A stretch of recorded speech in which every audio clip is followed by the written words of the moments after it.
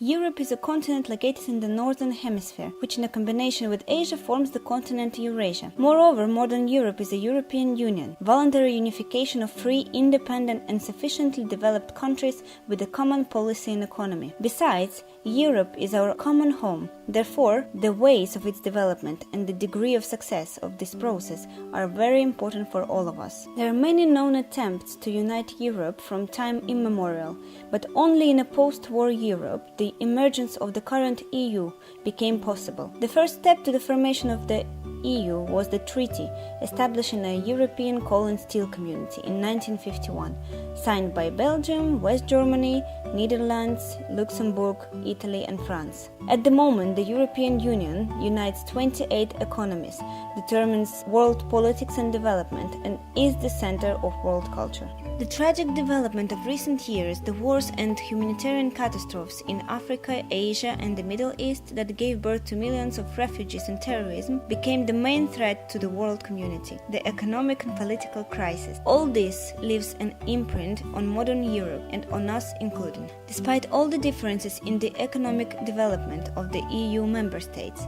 language, cultural, internal political and religious differences, our main task is to develop a unified concept for the further development of the EU, which all countries of the Union will adhere to. One of the main aims should be a cooperative, ruthless struggle against any manifestations of terrorism and extremism. This should be facilitated by deeper development of economic relations, raising the standard of living, blurring the differences between the main EU countries and the less developed partners, ending the war of sanctions and information wars. For any state, the basis and hope is the youth, which should be able to receive quality education and be confident in the future, stimulation of small and medium business, reduction in unemployment, the provision of opportunities for everyone who wants to improve their skill or get a new profession, a decent pension, high-quality medicine, and strong social protection are the main directions that modern countries of Europe must adhere to. It depends on each of us what Europe will become in a year,